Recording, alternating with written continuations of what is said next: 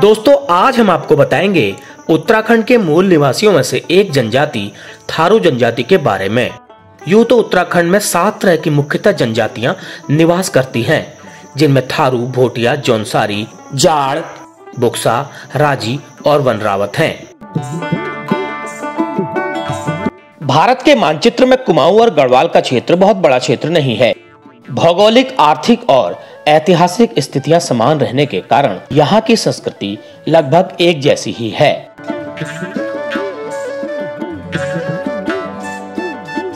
थारू जनजाति मुख्यतः भारत और नेपाल के सीमावर्ती तराई क्षेत्र में पाई जाने वाली एक जनजाति है। उत्तराखंड राज्य के उधम सिंह नगर जिले के सितारगंज, खटीमा, नानकमत्ता और चकरपुर क्षेत्र में थारू समाज के लोग अधिकांश संख्या में पाए जाते हैं। थारू जनजाति के लोग खुद को महाराणा प्रताप जी का वंशज भी मानते हैं और अपना संबंध चित्तौड़गढ़ के राजपूतों से जोड़ते हैं। कुछ थारुओं द्वारा अपने पर्वों में महाराणा प्रताप जी की पूजा भी की जाती है। उत्तराखंड के अलावा उत्तर प्रदेश के तराई जिलों पीलीभीत और लखीमपुर खीरी में भी आपको थारू जनजाति के अधिकांश लोग मिल जाएंगे। इनके बड़े सयाने बताते हैं कि राजस्थान के थार क्षेत्र से इनकी उत्पत्ति होने के कारण इनके समाज को थारू नाम मिला। अब हमारे पहले तो बहुत सीधे साधे थे, मतलब कोई वो नहीं था जागृति। अब आज तो काफ़ी परिवर्तन हो गया है। बच्चे सब स्कूल में पढ़ लिख करके सियाने हो गए हैं। अब पहले तो सब अनपढ़ थे। तो और पुरानी परंपरा ये थी कि जैसे हमारे में एक स्वांग खेला करते थे और दूसरा लड़के या लड़कियां हन्ना और झींझी खेला करती थी और नाच भी खेला करते थे मर्दिंग बना करके। एक लड़के को मतलब नाचने वाला लड़का अलग होता तो उसको नचनिया बोला कर देते हम। तो आज वो सब छूट गए। अरे जो तो बता दे तू आए कहाँ से रहो है और कहाँ के जा रहो है? अरे भैया तो पूछो मती, हम तो भैया मैं क्या बताऊं यार। हाँ सबसे मैं गरीब हुआ हूँ। त्योहार भी बहुत से त्योहार थे ऐसे हमारे में। चैत में के महीने में चराई बोला करते थे, औरतें खेला करती थी, गीत गाया करती थी। और बैसाख के महीने में फिर सावन के में तीज निकाला करती थी, नाग पंचमी इत्यादि ये सब चली गई। अब केवल होली बची है, तो होली भी गई। होली अब नाम मात्र की रह गई है, खाली मतलब औपचारिकता करना रह गया है बस, और कुछ नहीं। अपने ही दिल से शादी का दिन रख दिया।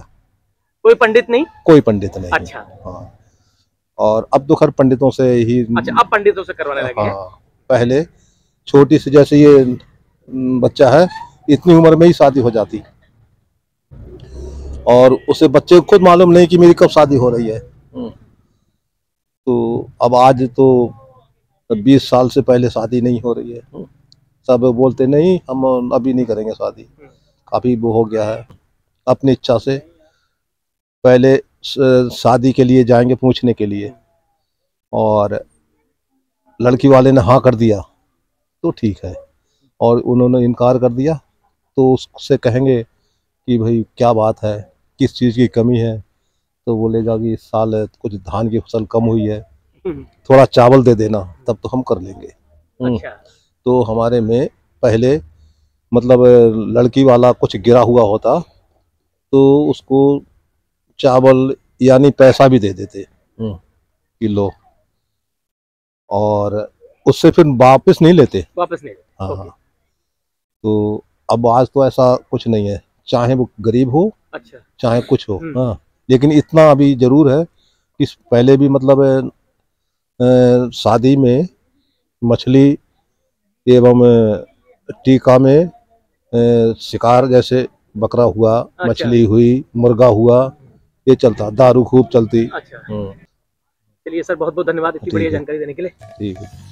कई बड़े सयाने लोग आधुनिकता के प्रभाव में अपनी मूल संस्कृति को धुंधला होता देख चिंतित भी नजर आए, लेकिन इस समाज की संस्कृति की जड़ें इतने अंदर तक व्यवस्थित हैं, आधुनिकता की चकाचौंध शायद ही इन्हें प्रभावित कर पाए। थारू जनजाति में अधिकांश चौधरी, कुसमी, महतो, राणा, कुमाल, कठिरिया समेत अन्य जनजातियां आती हैं।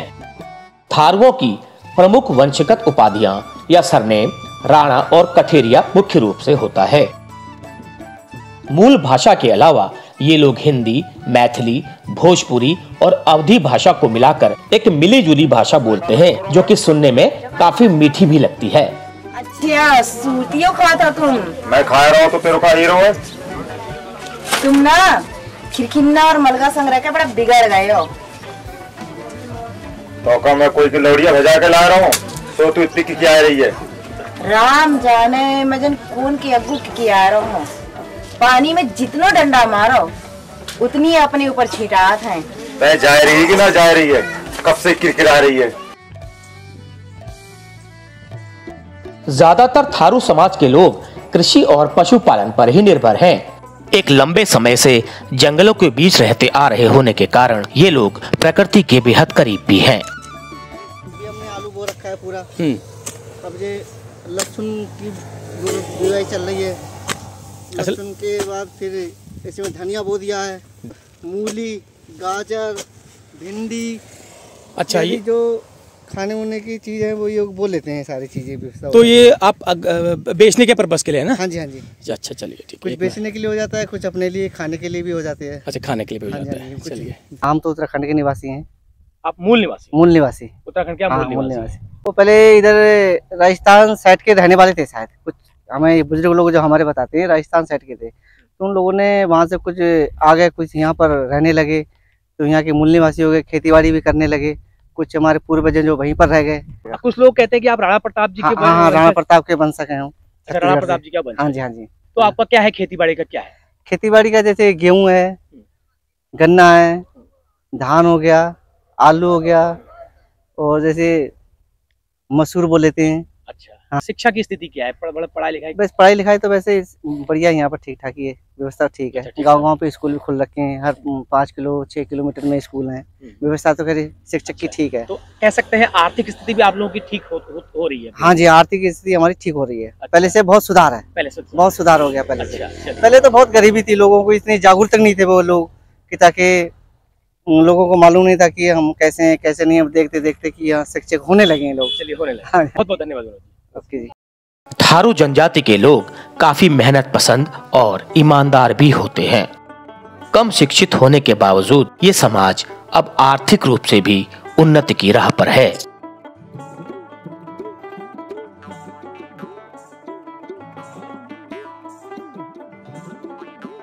हाँ, ये हमने पढ़ा है कि हम ही उत्तराखंड के मूल निवासी हैं, लेकिन हमको इतना ध्यान नहीं दिया गया, इससे हम लोग पिछड़ गए कुछ। और बस यही खेतीबाड़ी रहता है हमारा मूल। अच्छा, खेतीबाड़ी में। हाँ। शिक्षा का क्या है? कितना आपका समाज में कितना साक्षरता है आपके समाज में? पहले तो कम थी, लेकिन अब धीरे धीरे बढ़ रहा है शिक्षा। जैसे अब तो बहुत लोग सभी पढ़े लिखे हो गए और कई लोग जॉब में भी लग गए। और वैसे खेतीबाड़ी है, लेकिन अब आगे लोग अब पढ़ लिख कर बाहर भी जा रहे हैं, जॉब में लग रहे हैं, अच्छी अच्छी नौकरी में। बढ़िया बढ़िया बढ़िया। तो अभी आपके ये खेत आपके हैं? हाँ, ये खेत हमारा तो है। इसमें तैयारी क्या हो रही है? धान के बीज की तैयारी हो रही है? ना, धान के बीज की नहीं, ये चारे की।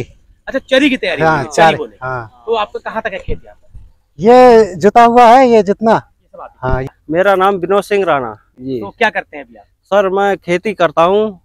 ये खेती है हमारी, ये उत्तराखंड के मूल निवासी हैं सर। जिला हमारा उधम सिंह नगर पड़ता है, रुद्रपुर। नहीं, पहले तो सर आदिवासी थे। पहले अपने कुछ शिक्षित हुए तो खेती बाड़ी भी हल्की हल्की करने लग गए। अपना खेती वगैरह कर रहे थे और जानवर भी पाले थे, कई जानवर होते थे हमारे। सामाजिक नजरिए की अगर बात करें तो थारू समाज की सामाजिक प्रक्रिया बेहद मजबूत है। थारू समाज मात्र सत्तात्मक समाज है। अक्सर घर में महिलाओं का निर्णय ही सर्वोपरि रहता है। अपनी मूल भाषा के अलावा ये लोग हिंदी, मैथिली, भोजपुरी और अवधी बोलते हैं। कहीं कहीं तो हिंदी, अवधी और मैथिली को मिलाकर एक प्रकार की मिक्स भाषा बोलते हैं। आज आधुनिकता के दौर में भी ये लोग पुरानी परंपराओं को सजोए हुए हैं। यहाँ आज परंपराओं का उतना ही मान है जितना पिछली पीढ़ियों में था।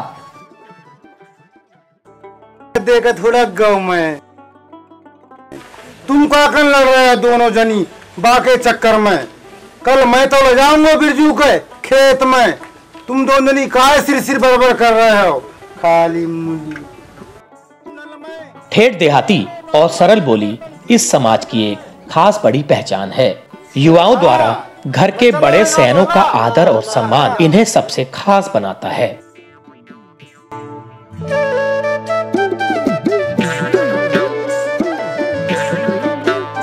इनके समाज में मेलों और हाट बाजारों को आज भी बहुत महत्व दिया जाता है। मेले में एक दूसरे के रिश्तेदारों और परिचितों से मिलते वक्त एक खास तरह का सम्मान एक दूसरे के लिए प्रकट किया जाता है, जो कि देखने वालों को भावुक और रोमांचित कर देता है।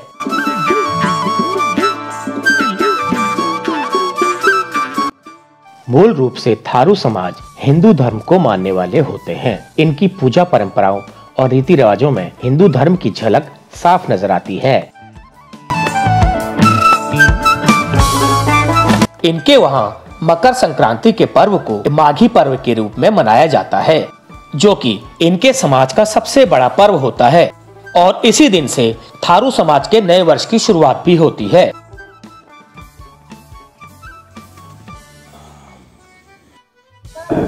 ऐसी परेशानी है यहाँ पे, अब सुविधा बनी है। पहले तो बहुत परेशानी रहे, पहले तो आने जाने की बहुत परेशानी रहे, अब वो वही है। तो यहाँ कितने साल हो गए? यहाँ तो बहुत साल हो गए, ये बंदा टूटा तो इससे बहुत आगे आए हैं। तो क्या है आपका रोजगार का क्या साधन है? आपका खेती बाड़ी है? हाँ खेती बाड़ी है। और क्या कुछ नहीं है। और पशुपालन भी है? ये पशुपालन है, खेती बाड़ी है। खेती बाड़ी बस यही है रोजगार? यही रोजगार है बस। अच्छा हाँ। पहले झगिया पहनते, अब तो कहना कोट पैंट पहनते हैं। अब तो पहले हम झगिया पहनते थे सफेद वाली मार्किन की, तो उससे हमारी शादी भी होती थी वो झगिया से कारण होली भी खेलते थे। अब जैसी जे बताएंगे जय समाज हम देखे हैं भैया। पहले तो बड़ा परेशानी रहे, जब नाव से जात रहे, इतना कोई साधन ना रहे जानो आने जाने को। अब क्या कहते हैं, अब भाव साधन, अब साधन भाव है भैया, जात हैं बैठ के जय खर्चा ही रहो है और कछु वो है ना हमें। अब क्या बता मैं, कुछ ना है वह तो खर्चा जो खेती बाड़ी को है वह खर्चा कर रहे हैं और कुछ ना।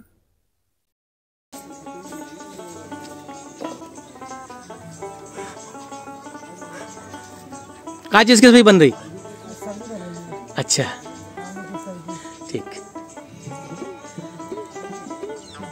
अधिकांशतः थारू समाज के लोग बहुत ही सीधे सज्जन प्रवृत्ति के होते हैं। संस्कृति की अगर बात करें तो थारू जनजाति की अनूठी संस्कृति ही इनकी पहचान है। अलग अलग परंपराएं, भोजन, वेशभूषा, धार्मिक आयोजन और सामाजिक संस्कार ही इस समाज को सबसे अनूठा बनाते हैं। इनका रहन सहन, खान पान, बोली, पहनावा सब एकदम अलग नजर आता है। वैसे थारू संस्कृति आज आधुनिकता के इस दौर में बस त्योहारों पर ही नजर आती है।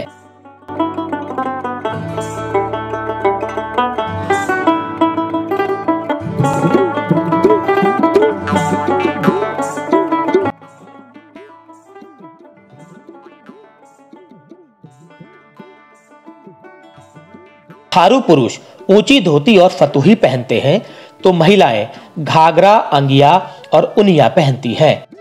लेकिन धीरे धीरे इनके पहनावे में बदलाव आता गया। आधुनिकता की बयार में थारू समाज भी आज आधुनिक बन गया है।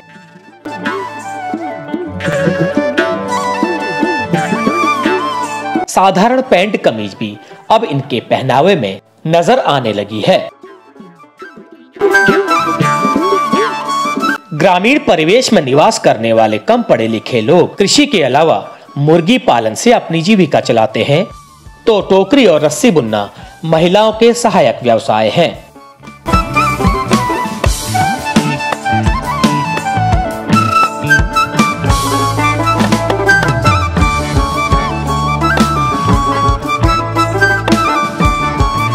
लेकिन आज आधुनिकता की चकाचौंध और जिंदगी की आपाधापी में थारू समाज के लोक पर्वों और त्योहारों में ग्रामीण संस्कृति को देखना बड़ा ही सुखद लगता है।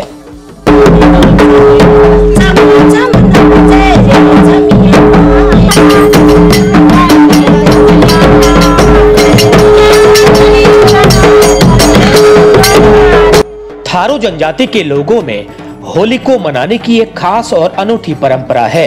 थारू समाज के लोग दो किस्म की होली खेलते हैं, जिंदा होली और मरी होली। जिंदा होली की शुरुआत उसी दिन से होती है जिस दिन कुमाऊं में खड़ी होली की शुरुआत होती है। इनके वहां इसे खिचड़ी होली भी कहा जाता है। थारू समाज की खड़ी होली में पुरुषों के साथ साथ महिलाएं भी घर घर जाकर होली के गीत गाती हैं। थारू समाज ढोल नगाड़ों के साथ होली का गायन करता है।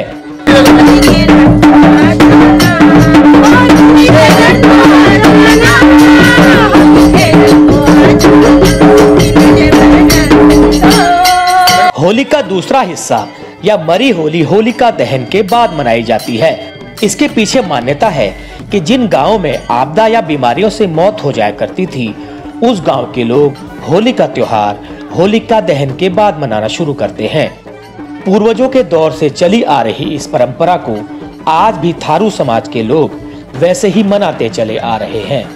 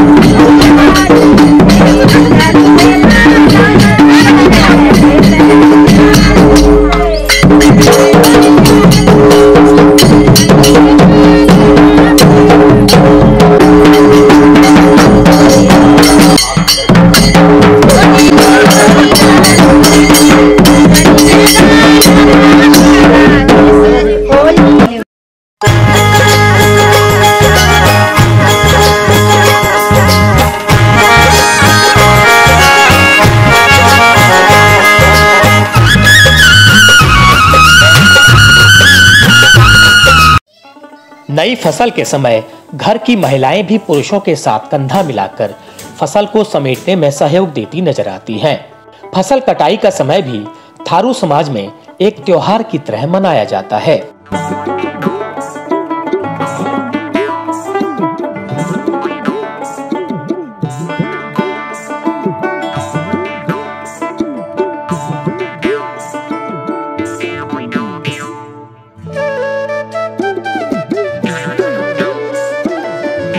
किसी किसी गांव में ससुराल में खेतों और घर में गाय भैंस ज्यादा होने की वजह से मध्यम पढ़ी लिखी महिलाओं को भी उनकी क्षमता से ज्यादा काम करना पड़ता है। लेकिन इन समझदार महिलाओं ने पति या सास ससुर से काम की अधिकता की शिकायत करने के बदले अपने दर्द को एक गीत के माध्यम से पिरोकर गाकर हमें सुना दिया, जिसे सुनकर हर कोई भावुक हो जाए।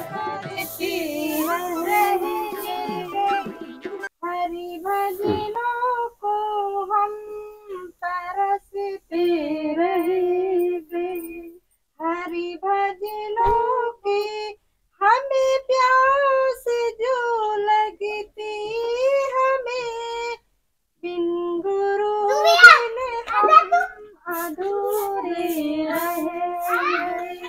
जिंदगी भर काम करते रहे गए, चक्कर चलता रहा, माया का चक्कर चलता रहा, हम उसमें उलझ कर रह गए।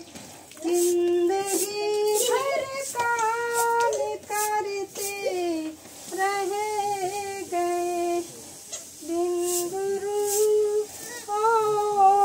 क्या बात है। जिंदगी भर काम करते रह गए, जिंदगी भर काम करते जी अब पहले से बहुत मतलब वो हो गया है, पहले से जागरूकता भी हो गई है और मतलब सब चीज़ मतलब खाना सुधार आ गया है, कपड़ों में भी और घर में भी मतलब साफ़ सफाई में भी। और हम लोग कि अपने कहीं पे भी जाते हैं तो मतलब खुल के भी कह सकते हैं कि हम ऐसे समाज में जाते हैं तो कि वहाँ पे हम लोग वो तो आप लोगों को पहाड़ी रीति रिवाज अब समझ में आ रहे हैं धीरे धीरे? जी हाँ, मैं तो सब पहचानती हूँ।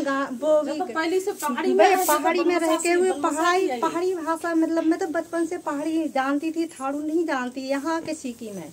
अच्छा, यहाँ के सीखी आपने कि यहाँ पे सब चीज मतलब थारू रिवाज ये पहले तो मैं कुछ समझती नहीं थी। है कि और किसानी है जी, घर में काम धाम करते हैं, साग सब्जी आलू बुड़ाई, ये खेती है। धान आने पड़ गए?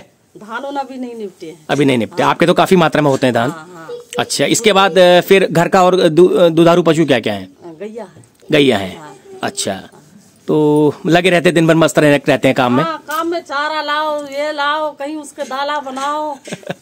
बहुत अच्छा। तो इसके बाद धान के बाद क्या बोएंगे? लाई बोएंगे या आलू लगा दे, लाही बो देते और फिर लाही खोड़ के फिर धान लगा देते हैं जल्दी बारो। अच्छा, जल्दी बारो धान लगा देते हैं।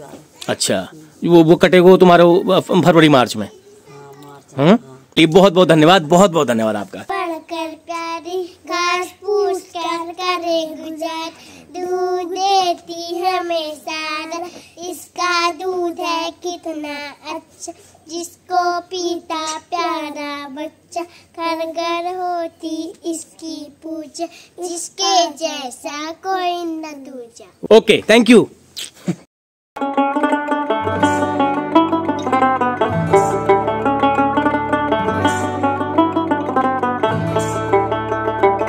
राजस्थान से यहाँ आकर बसने के बाद इन लोगों के सामने जो सबसे बड़ी चुनौती थी वो थी जीवन यापन की। इसलिए तराई के उन क्षेत्रों को ही बसावट के लिए चुना गया जो कि खेती के लिए मुफीद नजर आए।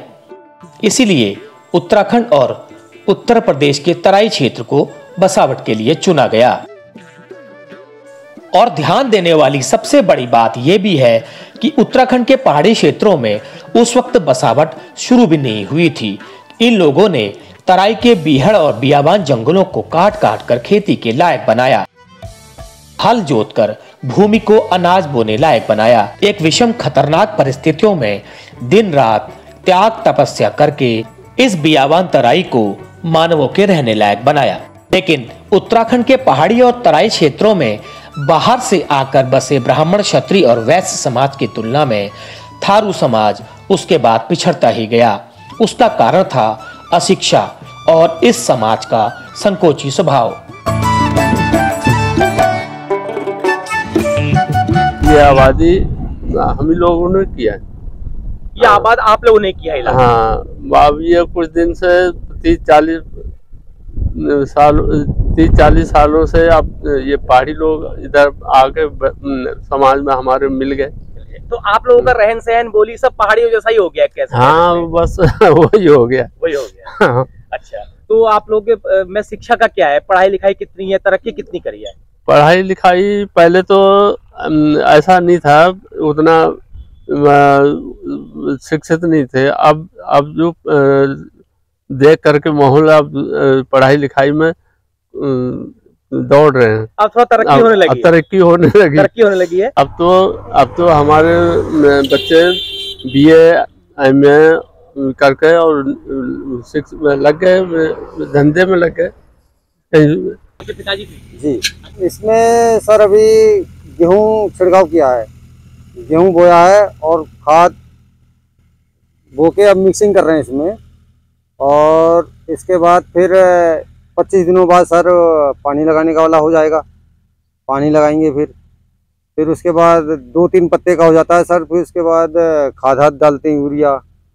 उसके बाद फिर दवा हवा का भी सर प्रयोग करते हैं, छिड़काव टंकियों से। धान कट गए? धान कट गए सर। कितना रहा धान? इस बार तो बीमारी ज्यादा रही सर। हाँ, हल्का रहा है धान, और पिछले साल से इस बार कम रहा, औसत कम रही। करीब 5-6 क्विंटलों का घाटा हुआ इस बार एकड़ों में। घाटा हुआ 5-6 क्विंटल का घाटा हुआ? हाँ सर, क्योंकि बीमारी होने से हुआ सर ये। बीमारी इस बार बहुत लगी सर। हाँ, और अपना ये आड़ी दिहाड़ी भी कर लेते हैं, कभी काम मिल जाता है ऑफ सीजनों में सर। अब खेत का सीजन आया है तो अपने खेतों में लग गए, बाकी अपना खर्चा पानी तो चलाना ही है सर बच्चों के लिए। तो घर में क्या है दूध देने वाले? गाय है सर। गाय है, अच्छा दूध देती है अभी? हाँ। एक ही गाय है? एक ही। तो आपकी दिनचर्या क्या रहती है सुबह से? सुबह से झाड़ू पोछा गोबर दूध निकालो, फिर चारा चले जाओ, फिर खाना खा के थोड़ी देर आराम करो, फिर वही आलू बोना कहीं लहसुन बोना, ऐसा है सब। अच्छा, ठीक चल रही है दिनचर्या? हाँ। चलिए, तो आप लोगों का जो समाज है उसको आप कैसे देखते हैं? पहले से कुछ फर्क आया है? हाँ हाँ सर। अच्छा, फर्क आया पहले कुछ और था, अब कुछ और है। देखिए, यहाँ का थारू जनजाति यहाँ का आदिवासी है, मूल निवासी है, और जैसा कि हमारे राणा थारू अपने को महाराणा प्रताप के वंशज मानते हैं, राणा प्रताप के वंशज मानते हैं। और जैसा कि राजा रतन सेन और अलाउद्दीन खिलजी का युद्ध हुआ, उसमें राणाओं का प्लान हुआ था, और रानिया राजपूतानिया को अपना जोहार अपना कर लिया था, अपने को आत्मदाह कर लिया था। और कुछ राणा जो है यहाँ पर मीरा बारह राणा है एक स्थान, वहाँ से वहाँ पहुँचे छुपते छुपाते, और वहीं से ये बीहड़ जंगल था, यहाँ कोई और दूसरा थारू के अलावा कोई नहीं था, वहीं से धीरे धीरे गांव बसे हैं। और ये पूरा थरवाड़ जो है थारू जनजाति का इलाका है, और थारू जनजाति यहाँ का सबसे पुराना आदिवासी है। और यहाँ पर लगभग 75,000 से 80,000 तक थारू की सितारगंज और खटीमा में आबादी है। तो आज मैं समझता हूँ कि हमारा जो खटीमा क्षेत्र है या सितारगंज क्षेत्र है, काफ़ी शिक्षा के क्षेत्र में भी और आवागमन या विद्युत शिक्षा के क्षेत्र में काफ़ी कुछ तरक्की की है, और हमारे बच्चे बच्चियाँ काफ़ी पढ़ लिख गए हैं, और सरकार अब भी कर रही है। मैं 2 बार विधायक बना हूँ यहाँ, 2 बार खटीमा का बना, 1 बार नाने मता का बना हूँ, जो इस समय प्रेजेंट वर्तमानी विधायक हूँ। तो धीरे धीरे अब जो है थरवाड़ आगे बढ़ रहा है। यहाँ पर एक थारू परिषद, हमारे बुजुर्गों ने एक थारू परिषद का गठन किया, और उस थारू परिषद ने थरवाड़ की लड़ाई लड़ी, संघर्ष किया। उन्होंने सरकार से भी मांग की, सरकार को उन्हें कहने से बहुत कुछ यहाँ दिया है। और राणा थारू परिषद जो अभी भी कार्यरत है, काम कर रही थरवाड़ के विकास के लिए। और पढ़ने की सुविधा यहाँ नहीं थी, पहले ना के बराबर थी, तो बहुत थोड़े स्कूल थे। अब हमारे थारू भाइयों ने अपना, जहाँ जंगल नहीं हुए करते थे, जंगल के बीच में कुछ जगह ऐसी थी जहाँ पेड़ नहीं होते थे, तो वहाँ पर लोग अपनी खेती बाड़ी करते थे, वही से अपना गुजारा करते थे। शिकार, मछली शिकार का सेवन ज़्यादा करते थे। काफ़ी कुछ पहले से बदल चुका है। धीरे धीरे हमारी लड़कियाँ, बच्चे सब पढ़ लिख गए हैं, सर्विस में भी काफ़ी लोग हो रहे हैं, धीरे धीरे तरक्की हो रहा है। अच्छा, मेरा ही प्रयास है कि हम अपने बिरादरी को, थरवाड़ थारू समाज को पिछड़ा है, तो किस तरह आगे बढ़ाएं, किस तरह संगठित करें, किस तरह उनको संघर्षशील बनाएं। तो अब लगे पड़े हैं, देखिए थारू परिषद के साथ में हूँ, और मैं लगा पड़ा हूँ कि किस तरह हमारे लोग है उनको कैसे आगे बढ़ाया जाए, कैसे उनकी तरक्की, ये समाज की मुख्य धारा में उनको धारे में लाए। तो ये मैं भी लगा पड़ा हूँ, और हमारा संस्था जो हमारी कमेटी है, संस्थान है, वो भी लगी पड़ी है। हम लोग मिलजुल के सब आगे बढ़ाने की कोशिश करें। सर बहुत बहुत धन्यवाद अपना कीमती समय मुझे देने के लिए। तो आइए अब बात करते हैं थारू समाज के विवाह संस्कारों और रीति रिवाजों की। जहां आज समाज द्वारा शादी विवाह में दुनिया भर का दिखावा और तड़क भड़क के लिए रुपए को पानी की तरह बहाया जाता है, वहीं उसके उलट थारू समाज में विवाह की रस्में बेहद सादगी के साथ निभाई जाती हैं। थारू समाज में फागुन माह का अपना विशेष महत्व है। इस पूरे माह में यह समाज जश्न में डूबा रहता है। दरअसल इस समाज में शादियां सिर्फ फागुन माह में ही होती हैं। इस समाज में दहेज रहित और सामूहिक विवाह की परंपरा आज भी जारी है। शादी की रस्म 3 दिनों तक चलती है। अपने रहन सहन के लिहाज से थारू जनजाति को भले ही पिछड़ा माना जाता हो, लेकिन सामाजिक बुराइयों को नकारने में वे आज सबसे आगे हैं।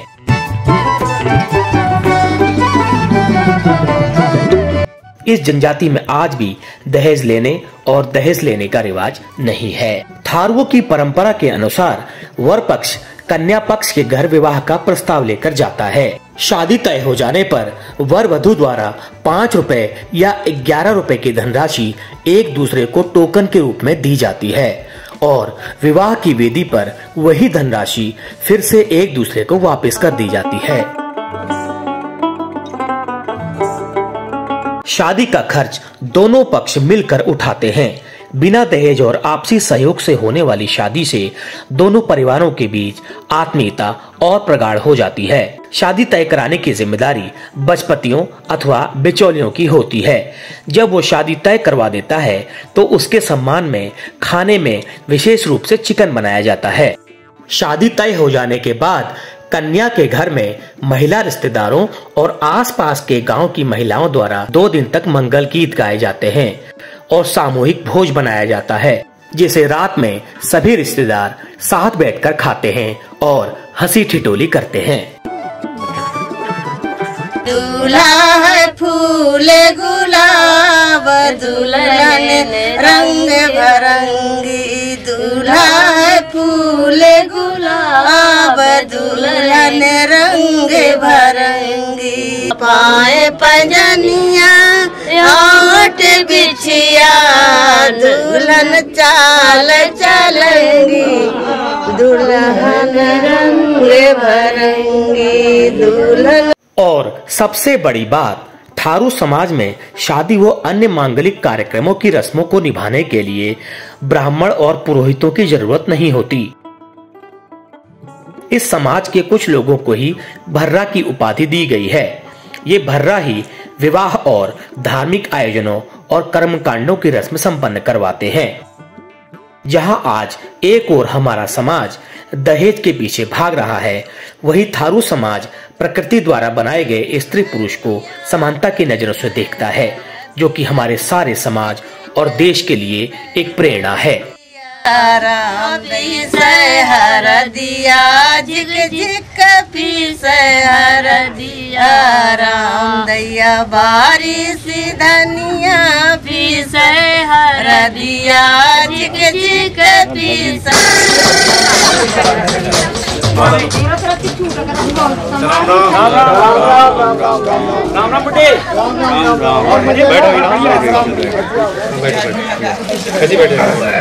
और सब ठीक ठाक है। अच्छा जो भेली है। हाँ, और दिल भराई। और तुम्हारे हिन पर कोई और रस्म तो ना है? अरे ठीक है। हाँ सब कोई दिल भराई हो जो दिल भराई तो सब भेली ही गई। ठीक है। हाँ बस चलो बता दिए। हाँ हाँ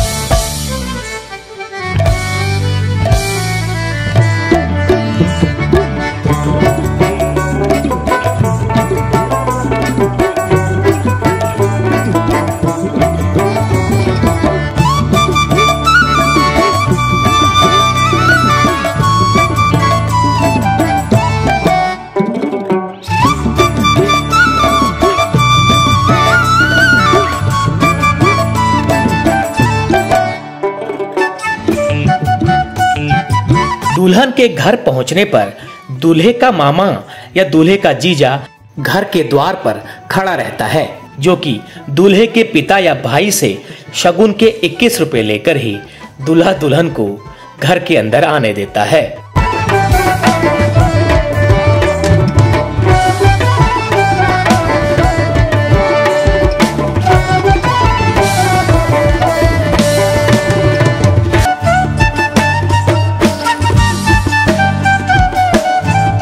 रहन सहन की अगर बात करें तो थारू समाज के लोग काफी सफाई पसंद भी होते हैं। हर 6 महीने में गांव के लोग घर और घर के आंगन को मिट्टी और गोबर से लीपकर बड़ा आकर्षक बनाए रहते हैं।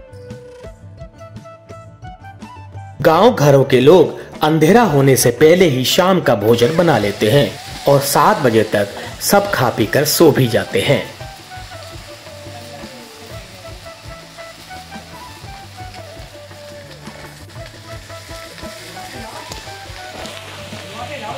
क्या बात, बड़ी जल्दी बन रही है सब्जी। 6 बजे तो 5 भी नहीं बजा। लगा रही हूँ, सब्जी बना रही हूँ। ये इतनी जल्दी क्यों बन रहा है सब्जी? भूख लग गई जल्दी? नहीं, यार जल्दी बनता है। रोज जल्दी बन जाता है। यही टाइम क्या टाइम हो रहा है अभी? 5 बज रहा है। तो इसको खा के पी के सो जाओगे, फिर सुबह जल्दी उठना होगा। अच्छा, और क्या है कारोबार घर में? तो लहसुन बो रहे हैं अभी। अच्छा, धान कट गए? अच्छा, क्या नाम है आपका बाबू? है ग्रेसी। कितने में पढ़ते हो? अरे वाह, एक पोएम सुना दो कोई बढ़िया वाली। सुनाओ, अच्छे सुनाओ, अच्छे से। मेरा नाम है ग्रेसी राणा, मैं पढ़ती हूँ यूकेजी क्लास में। आज आपको एक पोएम सुनाने वाली हूँ। बाबा वेफी वनी वनी फूल, yes sir we very. One more the mountain, one more the cave, one more the little bus, one more the stage. क्या हो रहा है? आटा गूंद रहा हूँ। अच्छा, आटा इतनी जल्दी? हाँ। अच्छा, जल्दी खा पी के सो जाते हो? हाँ, अच्छा, अच्छा, मतलब 5 बजे बन रहा है तो 6 बजे खा लोगे? हाँ, 6 बजे खा लेंगे, 8 बजे सो जाएंगे। 8 बजे सो जाओगे? जल्दी उठ के झाड़ू पोंछा, फिर रोटी बनाना। खटीमा के नदन्ना गांव पहुंचकर हमने देखा कि और गांव और शहरी क्षेत्रों के मुकाबले इन लोगों की दिनचर्या बेहद सरल और सीधी है। इन लोगों में अपनी काश्तकारी और पशुधन से नजदीकी देखकर इसमें एक पूर्ण ग्रामीण अंचल की झलक भी देखने को मिली।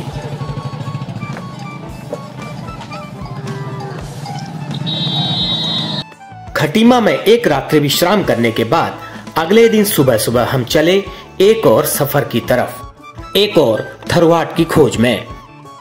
और खोजते खोजते हम पहुंचे चकरपुर के बिचपुरी गांव में।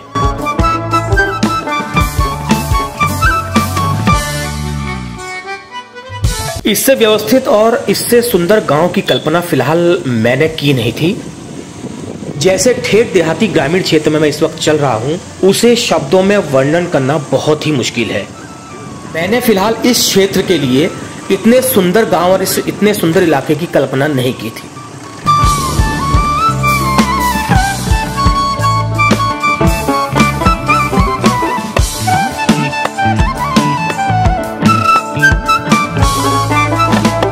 और इस गांव में मुझे थारू समाज के लोगों को ढूंढने में ज्यादा मशक्कत भी नहीं करनी पड़ी। मेरी मुलाकात हुई मीना राणा जी से। एक बाहरी अनजान व्यक्ति के लिए उनका आतिथ्यपूर्ण रवैया देखकर मुझे खुशी के साथ साथ आश्चर्य भी हुआ। मीना जी ने मेरी थकान को भांपकर मेरे लिए चूल्हे पर चाय बनाना शुरू कर दिया।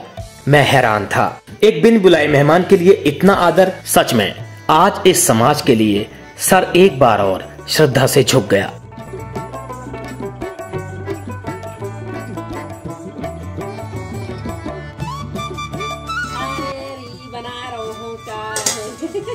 क्योंकि ऐसी बातों में कभी बोलना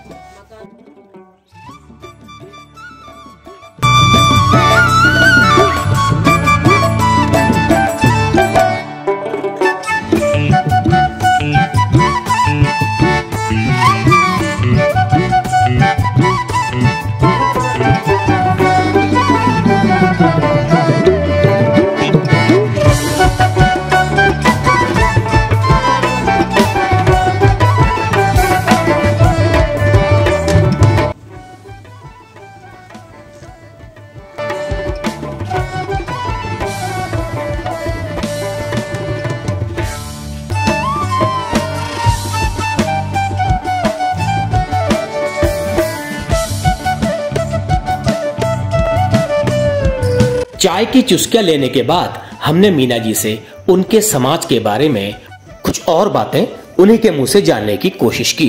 हाँ जी नमस्कार। नमस्ते। क्या नाम हुआ आपका? मानसरोवर। अब पानी लगा रहे हैं, गेहूं बोएंगे, बारिश हो नहीं रहा, हुई नहीं रही है। धान कितने भाई? धान ही गए, खान भरे गए। खान भरे गए? बेचन के लाने नहीं भाई? भय थोड़ी बेचेंगे, थोड़ी खाएंगे। तो मोटो वालो तो बारीक वालो? मोटो है, बारीक है, दोनों है। दोनों है। तो बारीक अपने खाने लाने धरो है। हाँ। और घर में गाय भैंस क्या है? बैल है। बैल है। हाँ। तो दुधारू पशु कोई ना है? ना। तो दूध को कहाँ होता है? दूध है ही ना, दूध कहाँ से होगा? अच्छा, मूल भी ना लेते दूध? ना। बाल गोपाल कितने? 3 है। 3 है। कारोबार क्या? खेती किसानी है बस खेती किसानी। खेती तो क्या है आजकल? क्या धान कट गए होंगे? आजकल धान कट गए। और ये आलू की बुआई, लहसुन, मतलब जो हरी सब्जियां हैं इनकी बुआई चल रही है। अच्छा, उनकी बुआई चल रही है। हाँ, उनकी बुआई चल रही है। तो दुधारू पशु आपने? दुधारू पशु नहीं है। ये रखा ही नहीं है? है ही नहीं? ना रखा ही नहीं है। अब अकेली ठहरी है। अब कहाँ अब खेत में जाऊं या दुधारू पशुओं के पीछे लगूं या घर में करूं? अच्छा। अच्छा, मैंने सुना आप लोगों के समाज में महिलाएं बहुत ज्यादा मेहनती होती हैं। मेहनती तो होती हैं, वो तो बात जरूर है, लेकिन पहले जो मेहनती थी, अब जो है सो है, सब नहीं है मेहनती। सब नहीं है मेहनती? सब नहीं है मेहनती। जमाना बदल गया है। जमाना बदल गया है, मॉडल जमाना आ गया है आजकल। शिक्षा जो है, जैसे शिक्षित होते जा रहे हैं, बस मॉडल जमाना आता जा रहा है। आजकल कौन काम करना चाहता है? चलिए, पहले से आप लोगों के समाज में कितना बदलाव आया? कितना बदलाव देखा आपने? पहले से बहुत बदलाव आया। पहले तो सब अशिक्षित थे। पहले लड़कियों को पढ़ाते कहाँ थे? पहले तो बोलते थे करके लड़कियों को नहीं पढ़ाएंगे करके। क्या करेंगी लड़कियां? खाली चूल्हा चौकाई करेंगी, रोटी बनाएंगी, घर में क्या करेंगी? आजकल तो जो है लड़के तो अनपढ़ रह जाएं, लेकिन लड़कियां अनपढ़ नहीं रहती हैं। हमारे में ऐसा हो गया है। अनपढ़ लड़कियों से कोई शादी करना भी नहीं चाहता है। लड़का भले के अनपढ़ हो, लड़का होगा हाई स्कूल तो लड़की BA ढूंढेगा। हाँ, ऐसा हमारे आजकल हमारे समाज में ये हो गया है। और सब जो है क्या है, कंबाइन काट गई। सब ट्रैक्टर जो जैसे हाथ से काटता है, थ्रेसर लगा देते हैं। आजकल कौन करना चाहता है खेती किसानी को? जैसे हम है, जानवर कौन करे? जानवर आजकल जब जरूरत पड़ती है दूध मोल ले आते हैं, डेयरी पास में ठहरी। तो दोस्तों, आज की इस खास प्रस्तुति में बस इतना ही। उम्मीद करता हूँ कि ये खास प्रस्तुति आपको जरूर पसंद आई होगी। अगर मेरी ये वीडियो आपको पसंद आए तो इस वीडियो को लाइक कीजिए, अपने रिश्तेदारों, अपने नातेदारों, अपने स्कूल के साथियों में इसे शेयर कीजिए और इसी तरह की अन्य ज्ञानवर्धक वीडियो के लिए मेरे चैनल को सब्सक्राइब कीजिए। तो चलिए, आज के इस सफर को मैं यहीं पर समाप्त करता हूं। आपसे मुलाकात होगी मेरे अगले किसी अन्य वीडियो में। तब तक के लिए नमस्कार।